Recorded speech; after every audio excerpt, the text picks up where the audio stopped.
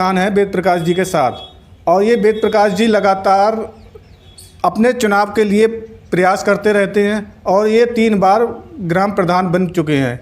और उनके बाद जावेद जो कि इनके बाद बनते हैं और लगातार ये लगभग 6 वर्षों से इन्हीं दोनों का सिस्टम चलता रहा है। और आपसे पूरा परिचय जानते हैं, अपना परिचय दीजिए पूरा। वेद प्रकाश कुमार,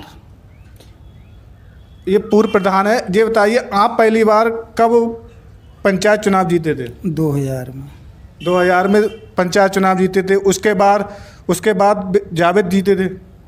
उसके बाद 2005 में भी जीते थे हम। हाँ, 2010 में चुनाव हार गए। हाँ, शहर बानो जीती। उसके बाद 2016 में चुनाव हुआ, 2015 के लास्ट में उसमें भी जीते, और 2021 के चुनाव में आपदा महजुद्दीन अंसारी। और ये एक ऐसे हिंदू प्रत्याशी हैं जो कि लगातार 3 बार कनमन में बन गए हैं, लेकिन इससे पहले ग्राम गोपालपुर इसमें जुड़ा हुआ था, लेकिन अब इसमें ग्राम पंचायत कनमन में मुस्लिम आबादी बढ़ चुकी है, क्योंकि पहले प्रतिशत गोपालपुर में हिंदू ज़्यादा थे।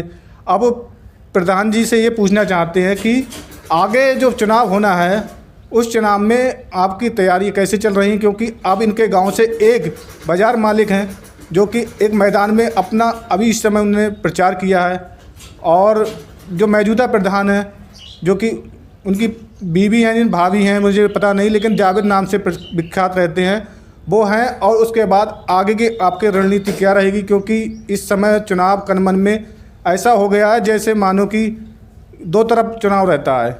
लेकिन पिछली बार वेद प्रकाश जी 4थे नंबर पर रहे थे, लेकिन उससे पहले इनने सफलता हासिल की थी। अब आपकी रणनीति आगे क्या रहेगी सर?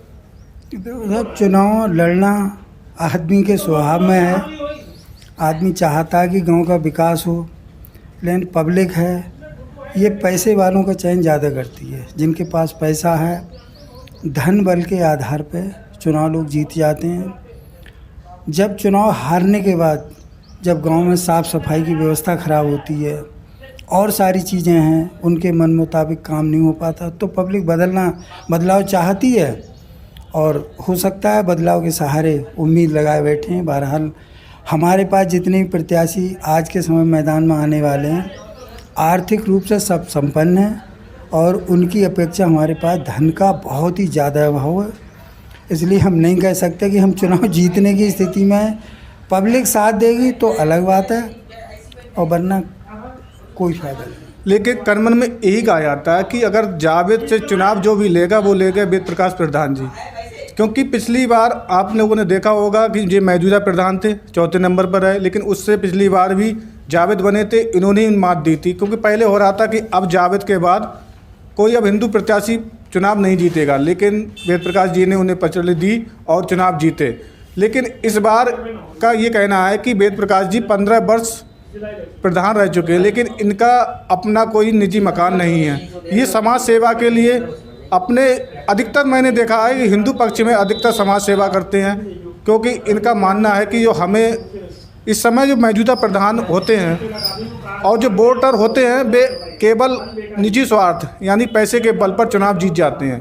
कनमन की स्थिति जो बताऊं, क्योंकि मैं भी कनमन के पास का रहने वाला हूं, कुछ लोग हिंदू के व्यक्ति हैं जो पैसे के बल पर अपने आप को, अपने स्वार्थ को बेच देते हैं, लेकिन सब व्यक्ति एक जैसे नहीं होते हैं। लेकिन हमारे प्रधान जी हैं जो कि इन्होंने वो गढ़ को तोड़ा था, जो कनमन में जो सब लोग कह रहे थे कि जावेद के बाद कोई लगातार वही प्रधान बनेगा। इस बार भी लोगों का मानना यही है कि लगातार जावेद प्रधान बनेगा, लेकिन इस बार क्या होता है वो तो आगे पता चलेगा। अभी तो 7-8 महीने बाकी हैं।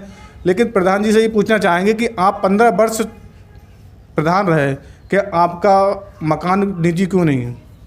देखो साहब, ये तो कह नहीं सकते क्यों नहीं है, इसके बारे में तो पब्लिक ज़्यादा जानती है। अगर व्यक्ति एक बार 5 वर्ष के लिए प्रधान बन जाता है, वो अपने यहाँ गांव छोड़ कर शहर में भी जाकर मकान खरीद लेता है, लेकिन आपके पास एक अपने गांव में भी मकान नहीं है, ऐसा सुनने में आया। ऐसा है, राजनीति वैसे तो जो मंदिर में तपस्या की जाती है उससे कठिन काम है राजनीति।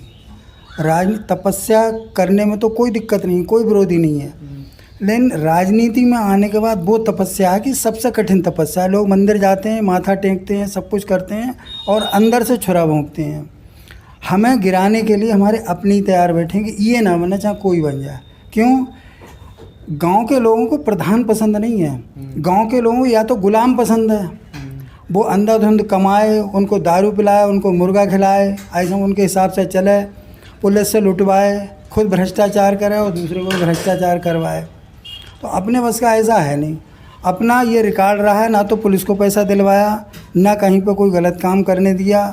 अवैध कब्जे खूब होते हैं यहाँ पे गांव में, ज़मीनों पर, रास्तों पे लोगों ने कब्जा करवा रखा है। भाई दुर्भाग्य की बात यह है कि हमें 5 साल अगर मौका मिला, हमने गांव को इस लेवल पे लेके आए कि साफ़ सफाई हो, गांव का विकास हो, गांव के रास्ते ठीक हों, और उसके बाद स्थिति वहीं की वहीं पहुंच जाती है। क्या करे आदमी? ये कनमन जो है न्याय पंचायत और ग्राम पंचायत दोनों है, लेकिन इस क्षेत्र का विकास जनता नहीं चाहती है। जनता अपने ईमानदार प्रत्याशी को चुनना पसंद नहीं करती है, लेकिन अगर जनता चाहे तो किसी प्रधान को इस प्रकार चुने जो कि आपके क्षेत्र का विकास करे। क्योंकि न्याय पंचायत होने पर यहाँ पर ना तो कोई पानी की टंकी हुई है, उसके बाद ही टंकी यहाँ से हट गई, ना यहाँ कोई स्वास्थ्य व्यवस्था है, ना कोई एक बड़ा कॉलेज है। और जो भी जनता को चाहिए कि अपने प्रत्याशी ऐसा होना चाहिए कि केवल जो कि समाज की सेवा करे, समाज का नाम रोशन करे। और आपको हमारे साथ जुड़ने के लिए धन्यवाद।